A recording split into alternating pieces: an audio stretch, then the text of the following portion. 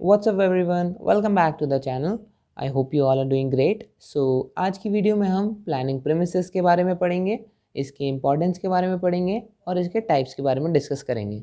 So without any further dues let's get started. So planning premises basically होता क्या है? देखो, प्लानिंग हमेशा फ्यूचर के लिए करते हैं, ठीक है, and future is uncertain. Planning future के लिए करी और फ्यूचर है अनसर्टेन. तो मैनेजमेंट क्या करता है? मैनेजमेंट मेक सर्टेन एजम्पशंस और प्रिडिक्शंस कि ऐसा हो सकता है, ऐसा होगा या फिर ऐसा करा जा सकता है. तो ये एजम्पशंस बनाता है. तो बस यही एजम्पशंस है हमारी प्रेमिसेस. देखो, सच एजम्पशंस और predictions about the future events upon which the entire planning activity rest are called planning premises. ठीक है. अब इसे डेफिनेशन अगर पूछी हो तो इसे ऐसे लिखना: planning premises are the set of assumptions that are derived from forecasting the future. और ये डेफिनेशन दी है हमारे गूगल बाबा जी ने. तो अगर ये गलत हुई तो उन्हें ब्लेम करना, ये भी मेरी गलती है। मजाक कर रहा था वैसे. डेफिनेशन सही है. अब वो पढ़ते हैं कि प्लानिंग प्रेमिसेस की इंपॉर्टेंस क्या होती है. ये ईजी है, ये आप कर लोगे खुद से. देखो, they help in well organise planning. ये तो यार क्लियर है, ईजी है ना. अब the risk of uncertainty is reduced considerably, है ना. क्यों? क्योंकि यार प्रेमिसेस अच्छी होगी, मतलब एजम्पशन सब अच्छे लेंगे तो अनसर्टेनिटी कम होगी. ठीक है. Managers can do effective coordination. ठीक है, प्रेमिस हमने एजम्पशंस अच्छे से बना कर रखें, कोऑर्डिनेशन अच्छा होगा और वैसे ही फिर प्रॉफिटेबिलिटी भी इंक्रीज होगी और reduction in the risk of flexibility. अब हम पढ़ते हैं कि प्लानिंग प्रेमिसेस के टाइप्स कौन कौन से होते हैं. सी देयर आर 4 टाइप्स. और इसमें ध्यान देना क्योंकि ये फेवरेट टॉपिक होता है टीचर्स का. अगर आप बीबीए से हैं, बीकॉम से हैं, एमकॉम से हैं, बीकॉम से हैं, कहीं से भी हैं, ये फेवरेट टॉपिक होता है टीचर्स का, तो ये ज़रूर देते हैं. तो टाइप्स कितने टाइप के होते हैं? 4 टाइप्स के होते हैं: internal and external premises, controllable, semi controllable and uncontrollable premises, constant and variable premises and tangible and intangible premises. इसे पहले आना था लेकिन चलो ठीक है. So first one is internal and external premises. देखो, इंटरनल क्या, यहाँ जब भी मैं प्रेमिसेस की बात करूँ आप कंफ्यूज मत होना. आप ऐसे समझना कि यहाँ प्रेमिसेस की जगह एजम्पशंस लिखा है. They are internal and external assumptions. तो इंटरनल प्रेमिसेस क्या है? The premises which exist within the business organisation और एंटरप्राइज. ठीक है. तो बिजनेस के अंदर जो एजम्पशंस हो रहे हैं वो इंटरनल प्रेमिसेस हैं. इतना ईजी था, है ना. और एक्सटर्नल प्रेमिसेस क्या है? बिजनेस के सराउंडिंग्स में, मतलब बिजनेस के बाहर जो एजम्पशंस हम लेते हैं वो है एक्सटर्नल प्रेमिसेस. देखो इजी है.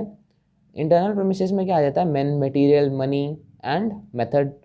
ये देखो, ये हम ऑर्गेनाइजेशन के अंदर ही तो हम ये सब एजम्पशंस लगाते हैं कि कितने लेबर की ज़रूरत पड़ सकती है, कितने की ज़रूरत नहीं भी पड़ सकती, किनको बाहर निकालना है ना. और मटेरियल, रॉ मटेरियल कितना चाहिए होता है फ्यूचर के लिए. मनी, हम प्रोडक्शन कितना करेंगे, हम मेथड कौन सा यूज़ करेंगे प्रोडक्शन का, एट्सेट्रा. तो ये हम बिज़नेस के अंदर ही कर रहे हैं एजम्पशन. तो ये इंटरनल प्रेमिसेस है. और अगर बिज़नेस के बाहर कोई होती है तो एक्सटर्नल प्रेमिसेस होती है.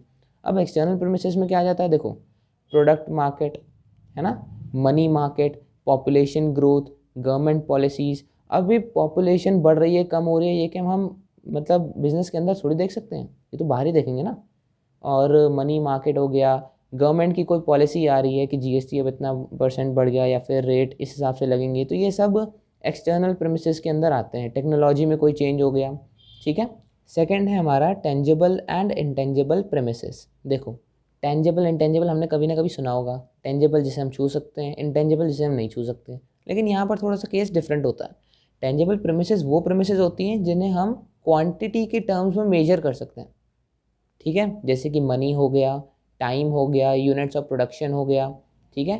प्रेमिसेस क्या मतलब बताया था मैंने? एजम्पशंस. तो ऐसे समझो कि हम एज्यूम कर रहे हैं टेंजिबल चीज़ें जो कि हम क्वांटिटी जिसकी मेजर कर सकते हैं कि फ्यूचर में हमें कितना पैसा कमाना है, कितना टाइम किस चीज़ में लगेगा या फिर कितना कितना प्रोडक्शन करना है. ये हम एजम्पशंस लगाते हैं टेंजिबल प्रेमिसेस में. ठीक है. तो और इंटेंजिबल प्रेमिसेस में क्या होता है? जो मेजर नहीं की जाती क्वांटिटी. ठीक है. जैसे मतलब कर ही नहीं सकते. जैसे बिजनेस रेपुटेशन हो गई, पब्लिक रिलेशन कैसे चल रहे हैं, अब इसे मेजर थोड़ी कर सकते हो कि भैया 5 यूनिट्स के पब्लिक रिलेशन चल रहे हैं. मोटिवेशन हो गया, अब कहेंगे भैया तुमने कितना मोटिवेट किया अपने एम्प्लॉयज़ को, जी इतना. अरे, कोई मेजर थोड़ी कर सकते हैं. ठीक है. अब थर्ड है हमारा controllable, semi controllable and uncontrollable premises. नाम से ही समझ में आ रहा है, वो प्रेमिसेस मतलब वो एजम्पशंस जो कि हम कंट्रोल कर सकते हैं वो कंट्रोलेबल, जो कि हम नहीं कर सकते वो अनकंट्रोलेबल, और बीच में होता है सेमी कंट्रोलेबल जिसे हम थोड़ा बहुत कंट्रोल कर सकते हैं, पूरी तरीके से नहीं कर सकते। और डिटेल में पढ़ते हैं। कंट्रोलेबल प्रेमिसेस क्या होता है? Those premises which are fully controlled by the management, जैसे कि हो गया मटेरियल्स, मशीन्स एंड मनी, ये मैनेजमेंट के फुल कंट्रोल में होती है।